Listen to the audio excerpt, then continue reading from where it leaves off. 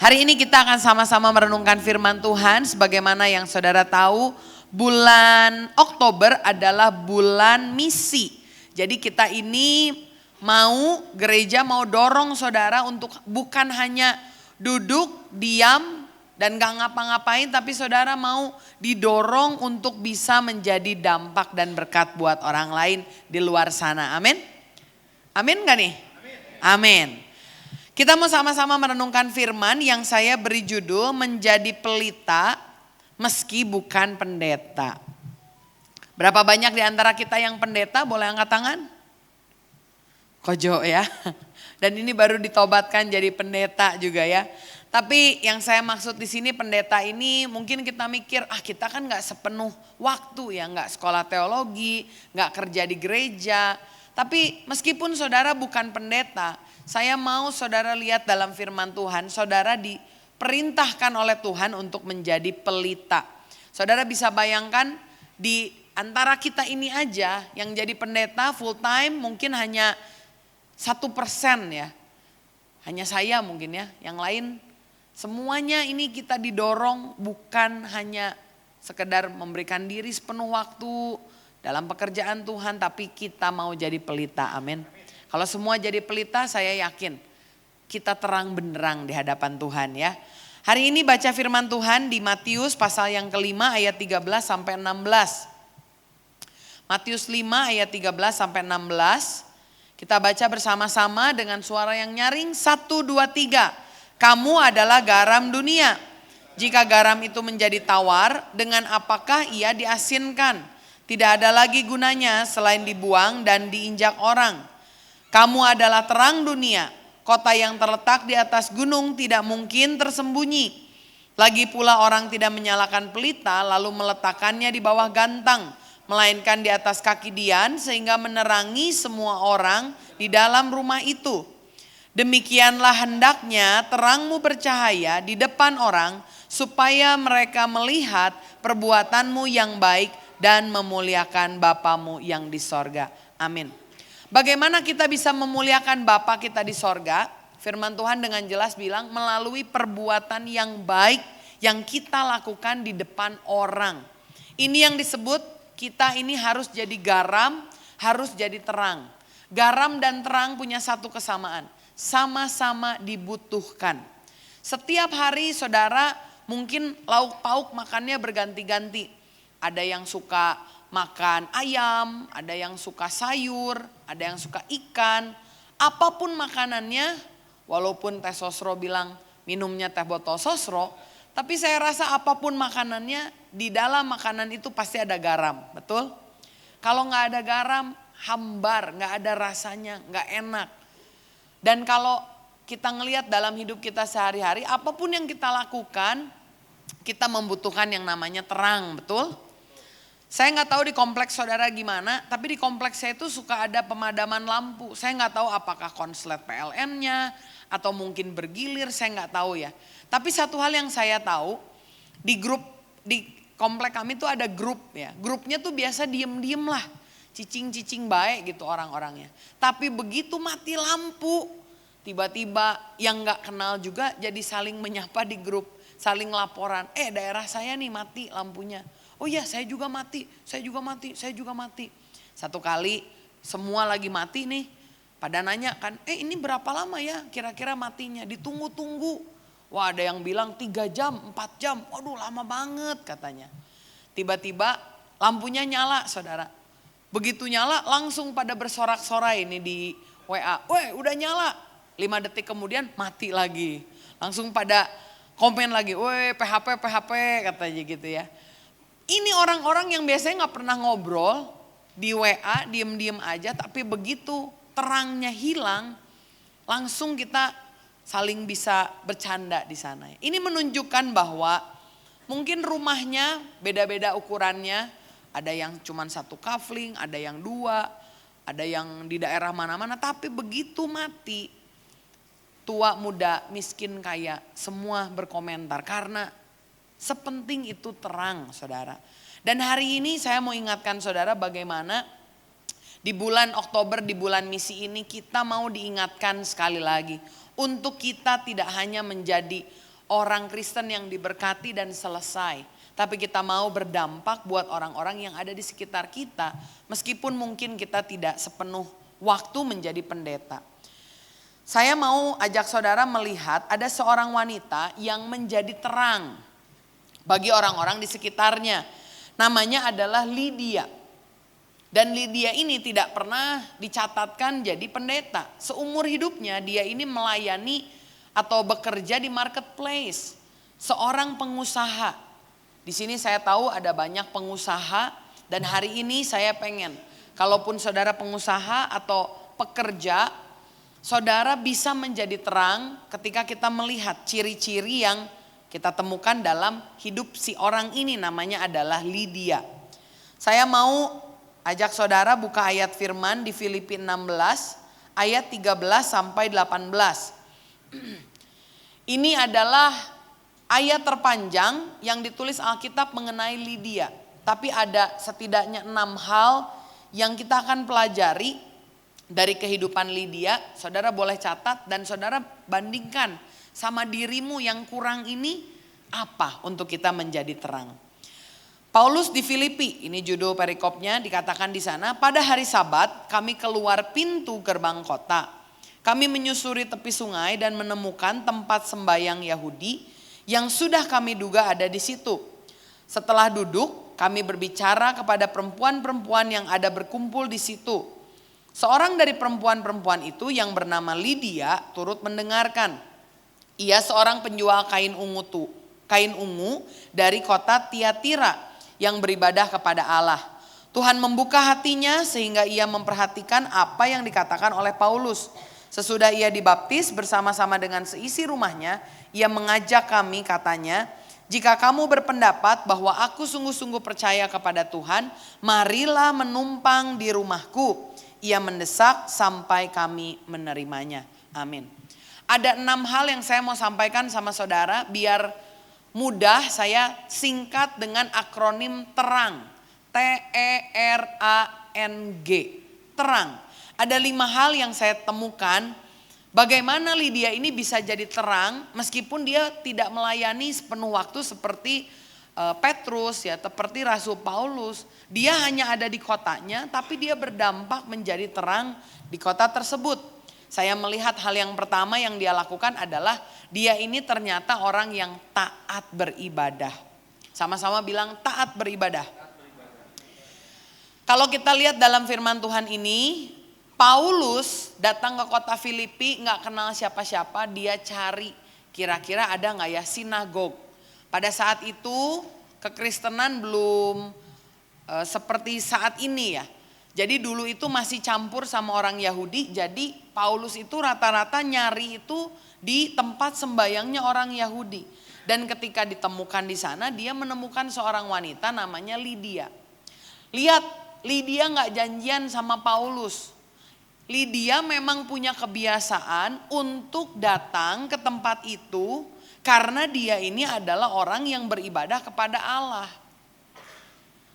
Dia berarti adalah orang yang mengerti bahwa dia membutuhkan Tuhan, dia mau mencari Tuhan, dia tidak membiasakan dirinya untuk menjauhkan diri dari ibadah. Hari ini saudara, kalau saudara mau jadi terang, ini teladan Lydia yang pertama. Saudara mau gak mau harus taat beribadah. Karena saudara perlu tahu terang dalam diri saudara itu gak muncul dari diri kita sendiri. Terang ini muncul dari terangnya Kristus. Kalau terangnya Kristus ada dalam diri kita, maka kita bercahaya. Karena itu kita harus rajin beribadah. Rajin beribadah yang saya maksudkan di sini adalah rajin setiap hari Minggu ambil kesempatan waktu untuk datang seperti hari ini.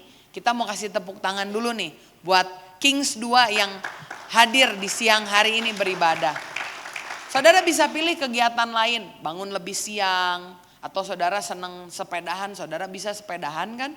Atau mungkin saudara punya kegiatan yang lain, saudara bisa lakukan. Tapi saudara, saya kasih jempol, memberikan waktu untuk datang beribadah. Saudara mungkin pernah dengar satu kisah, ada orang yang udah lama gak datang ke ibadah, ketemu pendetanya terus dia sapa, Pak Pendeta ingat saya nggak?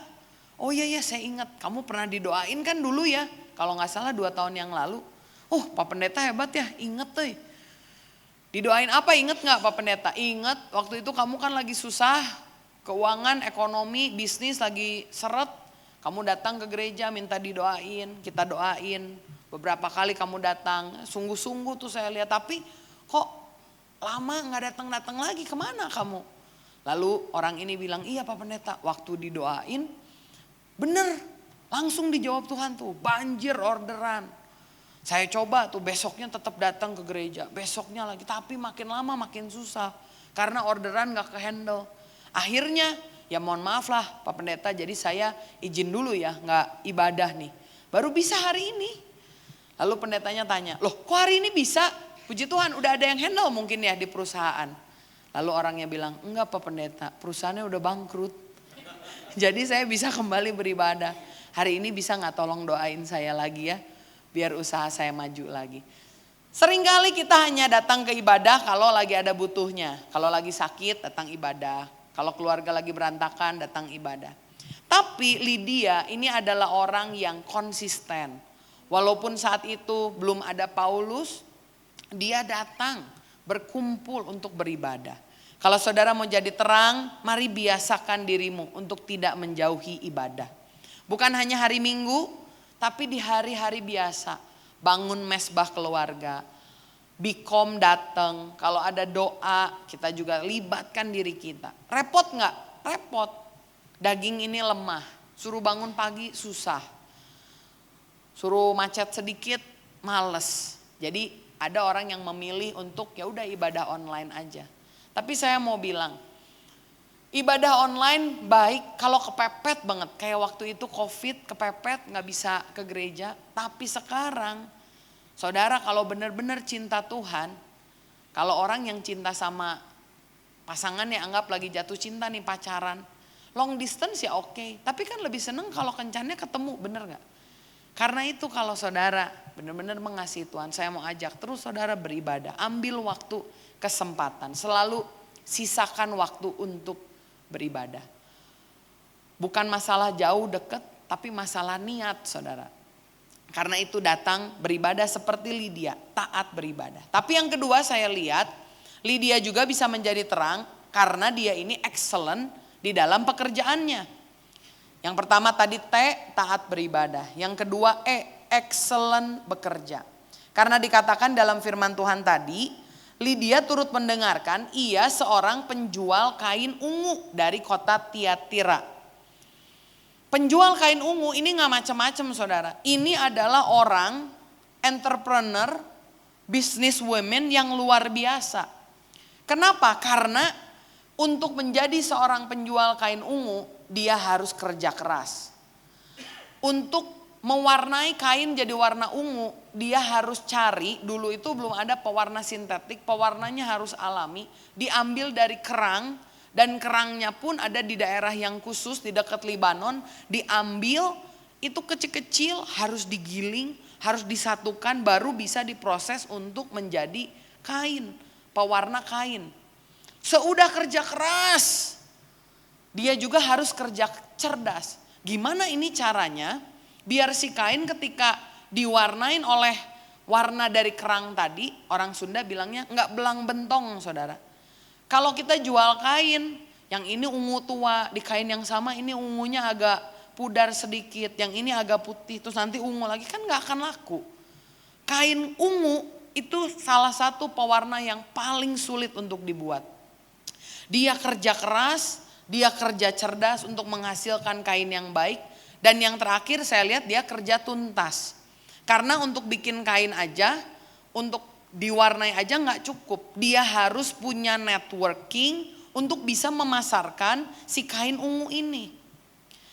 Seringkali kita jomplang saudara, tekun beribadah. Tapi di kerjaannya amburadul. Saya sampai pernah ketemu satu pengusaha restoran ya, dia cerita sama saya.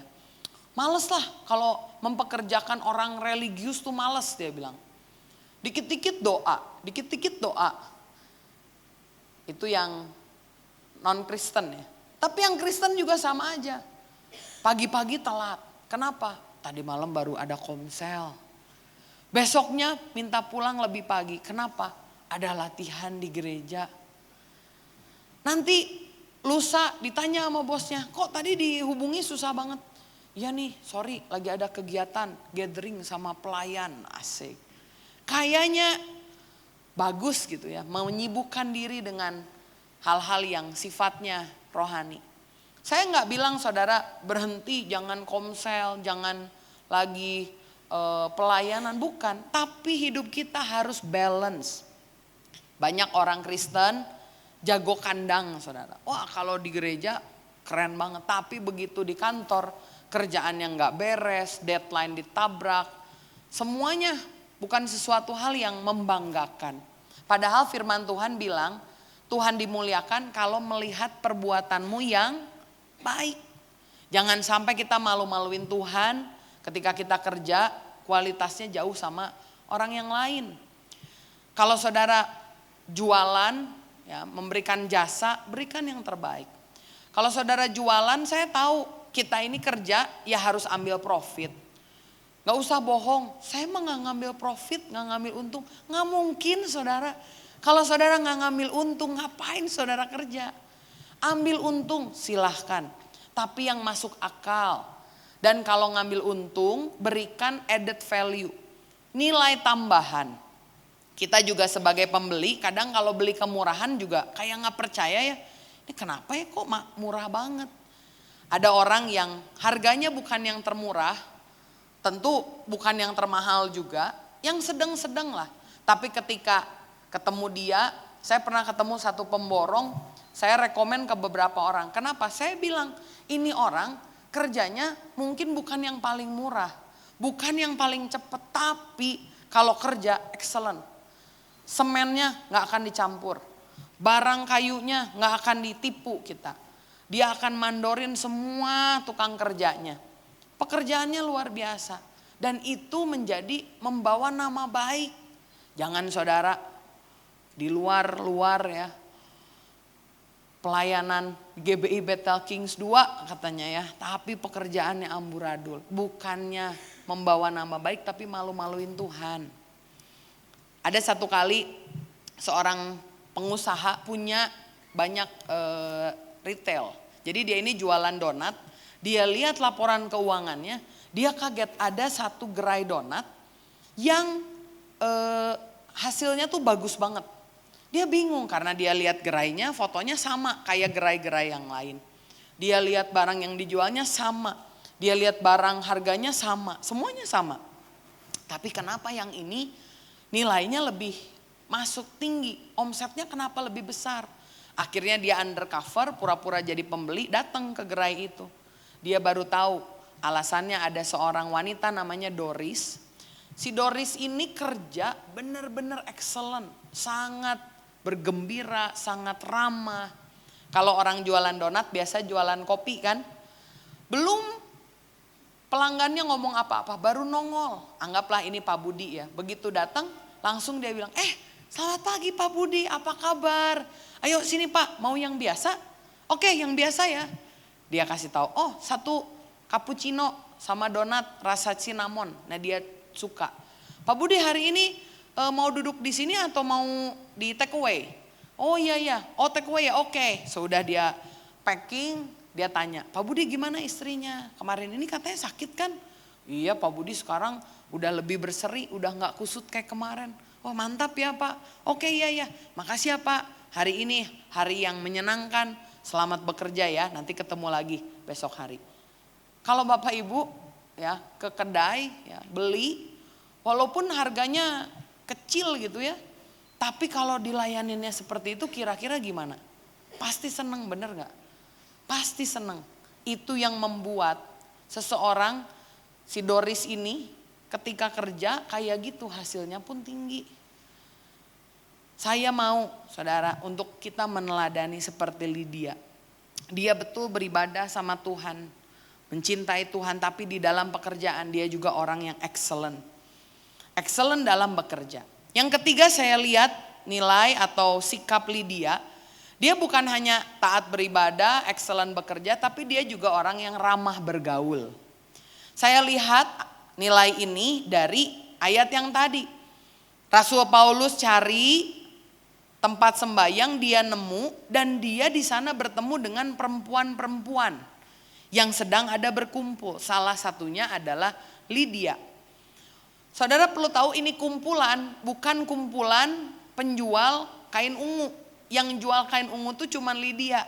Yang lainnya ini punya kerjaan masing-masing, ya, atau mungkin hanya seorang istri gitu. Biasa kan wanita suaminya kerja, istrinya ibu rumah tangga, ya seperti itu. Tapi Lydia, walaupun dia punya usaha bisnis women, kalau saudara tahu jual kain ungu itu harus sama sosialita, sama orang elit.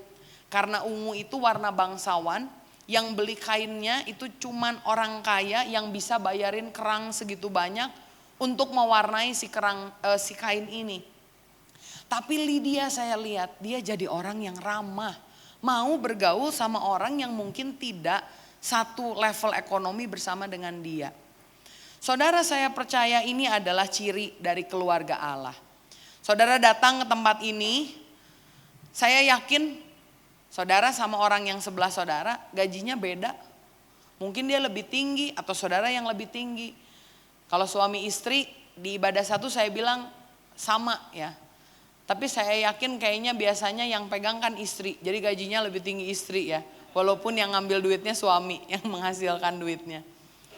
Tapi di dalam keluarga Tuhan di gereja ini kita beda-beda, latar belakang kita beda, ada mungkin yang lulusannya juga beda, dari sekolah yang beda, pengalaman kerjanya beda. Tapi mari kita meneladani Lydia, karena Lydia ini ramah bergaul dengan siapapun.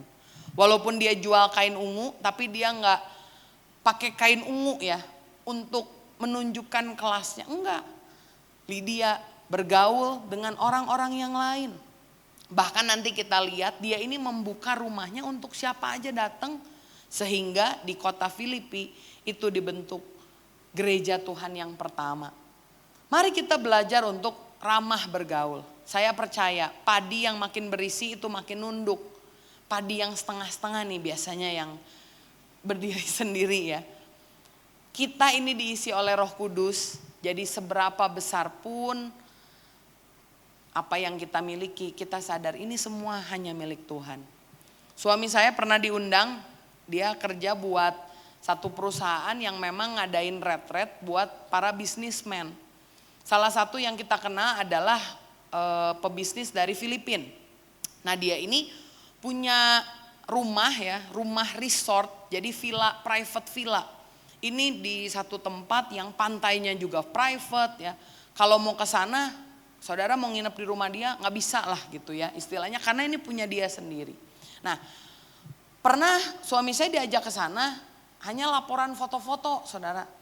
Dia foto, ini rumahnya bagus nih, sudut sini lihatnya laut, ya. Sudut sini ngeliatnya tempat barbecue, sebelah sini wah pantai, keren banget pokoknya. Satu kali istrinya ngajakin, ajakin dong istri kamu, karena biasa kalau retret itu kan couple ya yang datang. Waktu itu Bonar datang sendirian, dia bilang ajak dong istri. Akhirnya saya diajak tuh ke villa yang sama. Bener saudara, bagus banget. Tapi yang membuat saya impress itu bukan masalah bagus villanya. Tapi saya lihat yang punya villanya ini bosnya bener-bener rendah hati saudara. Waktu kita sampai di airport, Bonar bilang nanti kita dijemput. Saya pikir dijemput supir loh. Ternyata enggak, yang jemput itu bosnya. Saya sampai bingung, itu bosnya? Yang ini orangnya? Iya, kok biasa banget? Terus pakai celana pendek, dan begitu ketemu saya dia langsung bilang ini, halo Jessica, sini saya bawa kopernya. Jangan, enggak, sini saya yang bawain. Dia bawain koper kita, dia masukin ke mobil, bener-bener enggak kayak orang kaya. Hatinya begitu rendah hati, sangat ramah. Dia ngundang beberapa teman, itu bos-bos saudara, ada bos Sony, ada bos kain benang, bos baju. Tapi semuanya ramah-ramah, benar-benar gak ada yang menyombongkan diri. Saya lihat orang yang seperti inilah yang menjadi terang untuk orang-orang di sekitar kita. Di tengah dunia yang flexing ini, pakai barang branded, diupload ke Instagram. Saya tahu dunia lelah lah melihat yang seperti itu. Mari kita tampilkan kesederhanaan. Mari kita ramah bergaul dengan siapa saja. Karena itulah cara untuk kita memuliakan Bapa di sorga. Taat beribadah, excellent dalam bekerja, ramah bergaul. Yang keempat, aktif melayani.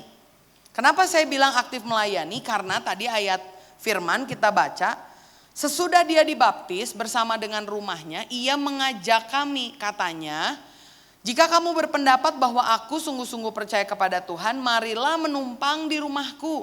Bahkan tadi ayat yang selanjutnya bilang dia mendesak Paulus sampai dia menerimanya.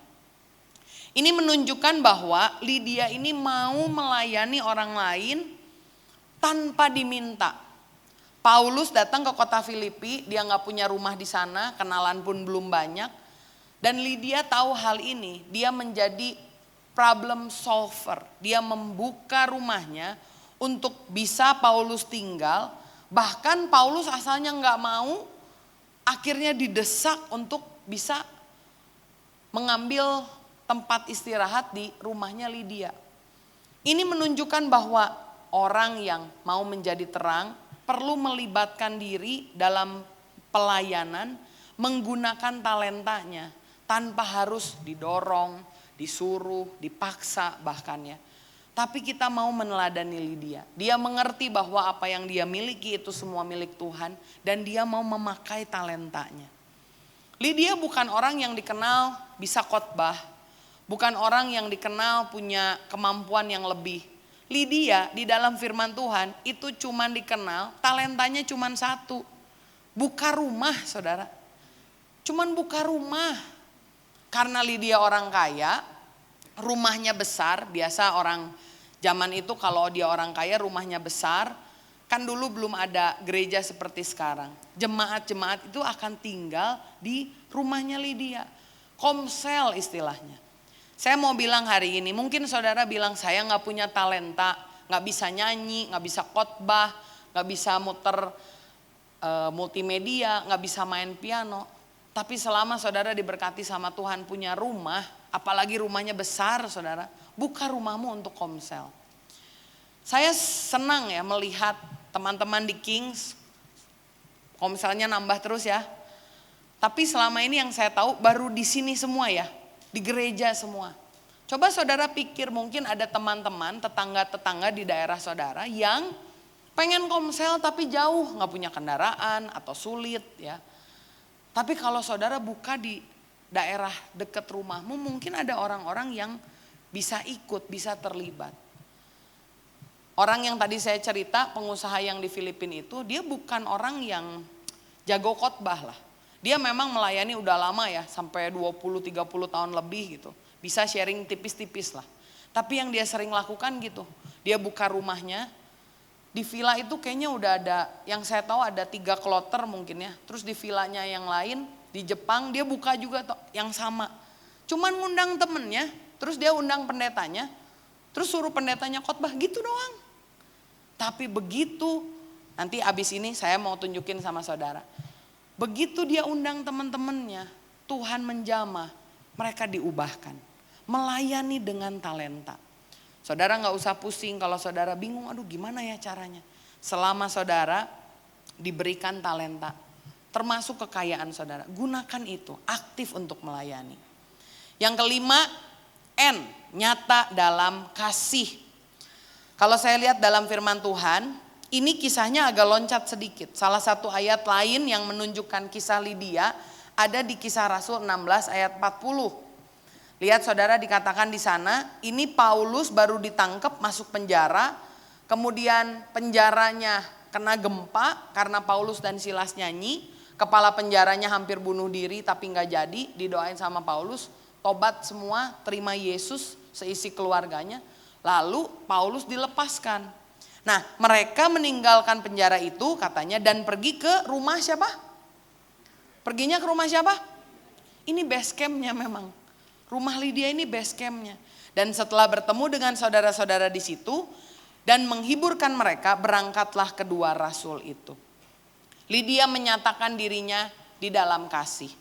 Dalam keadaan genting sekalipun orang Roma lagi coba tangkap orang-orang Kristen, tapi Lydia menunjukkan kasihnya yang nyata, berkorban tanpa diminta. Saudara bisa bayangin kalau pemerintah Romawi tahu nih Paulus di sini, bikin gerakan di sini, kemungkinan digerebek tinggi ya. Kalau digerebek ditanya, ini rumah siapa? Lydia, mungkin bisa ditangkap nih si Lydia. Tapi dia menyatakan dirinya dalam kasih, tindakannya dia berkorban tanpa diminta. Saya mau tunjukkan sama saudara ada teman dari yang tadi saya cerita, nama orang yang tadi jemput saya tuh Jim. Dia punya teman, ini namanya Gail sama Erika. Gail sama Eric ya. Dua orang ini adalah teman yang pernah salah satunya diundang ke retret ini. Dan mereka menceritakan bagaimana mereka jadi terang tanpa harus jadi pendeta. Mereka melakukan sesuatu yang benar-benar memberkati komunitas yang ada di Filipina. Saya mau tunjukkan sama saudara videonya ya, silahkan. Okay, so we have the tofu business. I came up this idea that whoever wants to sell our product, I'll provide everything they need. The buckets and the first order so they can roll the money, whatever they make the first order. So that's one thing that grew. And then we met this person who asked us if we wanted to serve our tofu to events. And I didn't want it because I'm not a business person. And in my head, oh my gosh, this is another stress that I have to deal with. But she said, no, but this is a celebrity. Yeah, that's And I true. said, no, I don't want to. But I spoke to one of the taho vendor's child. And he was telling me a story that he only brings 20 pesos a day to go to school. But that's not enough to eat. And he said, oh, I don't eat. I only eat in the morning before I go to school. And then I eat after I come home from school if there's food left. And I'm like, nah, it can't be. Like, these are like 17-year-olds and these are like students. So he came up with a product. I came up with a business model that I can hire these kids to go to our events.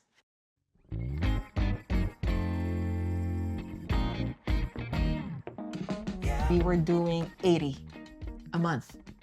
And for me, that was good already because that's 80 jobs. 80 booths a month means 80 jobs. And because it became so huge, we were not just hiring students. Now we're hiring anybody who wants to be part of it. Yes. We didn't have a qualification. No. I don't care about your age. I don't care. It's funny because Lorraine asked, Mom, somebody's applying, but she's 45 or 44. And I said, Lorraine, that's my age. So, and that's okay. And she's single mom, and that's Jen. And my gosh, see, she is like the gem of our team. Yeah. She's the best. She became the mom of this kid. They Kids. call him mom. They call her Mommy Jen. Masaya tawagin ka Mama Jen kasi apat lang anak mo, parang nagdami yung anak mo, di ba? Kasi sa trabaho, sa tawag nila Mama Jen. 3 na po kami nag-work dito. Kaya medyo mas okay kasi kaya na namin mag-upa ng bahay, makabayad. Tulong-tulong po kaming 3 sa pag-uupa ng bahay. We hire these people from the slums of our cities. Because of the cultural divide, there's shame in that. That some people, they feel that they can't be around people who are not like them. So the way that they mentor them is, no, you are as good as the next person beside you. Right. You are God's chosen one. You are so special. Nakakapag-banding kami ng mga anak ko. At least ang gusto ko lang talaga mangyari, makasama ko yung mga anak ko dito. I think, like with Eric, the biggest thing that he wanted to do is really allow them to dream and hope. There's something bigger out there for them. That they don't have to stay where they grew up or where they were born. Pangarap ko talaga yung makatapos lahat ng anak ko sa pag-aaral. So it just starts from there. Just a seed that you don't have to like push them. That they can see through your work that, oh yeah, Yeah. it's possible. And that's, I think, for me, that's more powerful than quoting them Bible verses. That Jesus loves you so much that he is willing to change the course of your life and the generations that would come after you. And maybe the Bible verses would come later. That's the commitment that God has asked from Eric and I, more than the money. Of course, to give him sustainable income, but at the same time, give their dignity back. Kita lihat ini kedua orang yang luar biasa. Dulunya tinggal di Amerika. Semua ditinggalin pulang ke Filipina. Filipina itu hampir seperti Indonesia. Jadi banyak orang yang masih tinggal di daerah kumuh. Dan dia menyatakan kasih. Nggak jadi pendeta, tetap jadi pengusaha. Dengan ekspertisnya mereka buat satu bisnis model yang bisa jadi berkat buat orang lain. Walaupun asalnya, aduh kayaknya ya itu ya, uangnya kayaknya kecil, aduh gimana dong.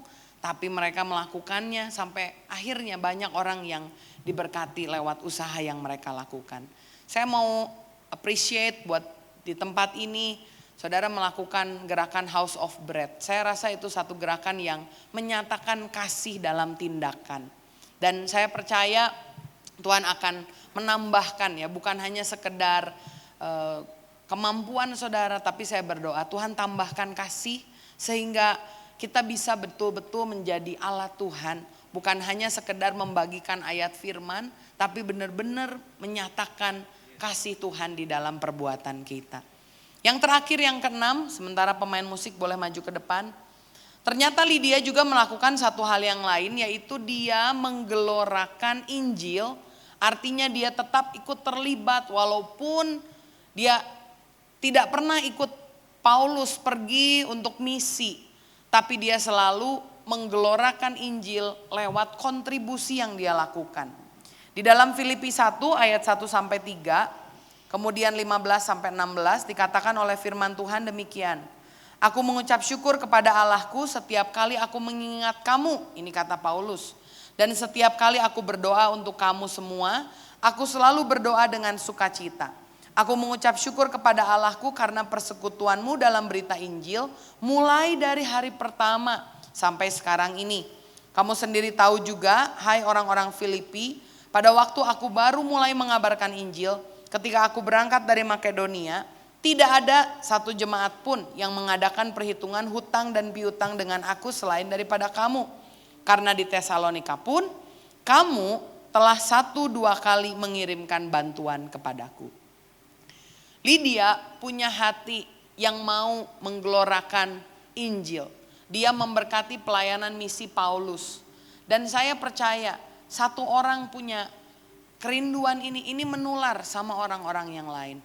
Sampai akhirnya dalam misi pelayanan Paulus diketahui bahwa gereja Filipi itu gereja yang suka support pelayanannya Paulus. Kalau saudara diberkati dengan uang yang saudara dapatkan, finansial yang saudara punya, bukan hanya kita bisa melayani lewat waktu dan skill kita, tapi ketahuilah sama seperti yang dilakukan Lydia. Kita juga bisa ikut mendorong pekerjaan Tuhan lewat apa yang kita miliki. Di gereja ini, saudara tenang, keuangannya diaudit. Kalaupun ada saudara lihat kas-kas yang berbeda, tujuannya buat apa? Untuk peruntukannya. Ada kas diakonia, ada kas pembangunan, ada kas untuk misi. Jadi saudara gak perlu khawatir. Kita pun di gereja, kita bertanggung jawab kok, karena itu uangnya Tuhan. Kita kelola dengan baik, tujuannya agar apa? Agar Injil digelorakan. Saudara perlu tahu, gereja mensupport besar-besaran untuk STT Karisma. STT Karisma, sekolah seminari yang ada, itu banyak orang-orang waktu kemarin semester 1 baru masuk, itu orang bener-bener dari Sabang sampai Merauke. Ada yang dari Papua, dari Sumatera, dari Kalimantan, dari Sulawesi. Banyak dari mereka yang disupport secara dana. Ada donatur yang mendukung. Dari mana? Dari uang yang didapatkan oleh gereja. Kita mau menggelorakan Injil. Tujuannya apa? Bukan hanya kita yang diberkati, tapi kita juga mau agar orang-orang di luar sana juga diberkati oleh kebenaran firman Tuhan, oleh Injil Tuhan. Bagaimana kita jadi terang? Ikutilah teladan Lydia ini. Taat beribadah, excellent dalam bekerja, ramah dalam bergaul, aktif melayani, nyata dalam kasih, dan gelorakan Injil. Sehingga kita menjadi terang dimanapun kita berada. Saya mau ngajak saudara untuk baca firman Tuhan yang terakhir. Mari kita bangkit berdiri. Kolose 3 ayat 23. Ini yang menjadi ayat yang kita harus bawa pulang, sehingga apapun yang kita kerjakan, kita mengerjakannya dengan baik. Kita mau baca firman Tuhan Kolose 3 ayat 23, 1, 2, 3. Apapun juga yang kamu perbuat, perbuatlah dengan segenap hatimu seperti untuk Tuhan dan bukan untuk manusia. Amin. Kiranya firman ini membuat kita menjadi dampak yang baik, perbuatan yang baik yang memuliakan Bapa di sorga. Kita menjadi terang dimanapun kita berada.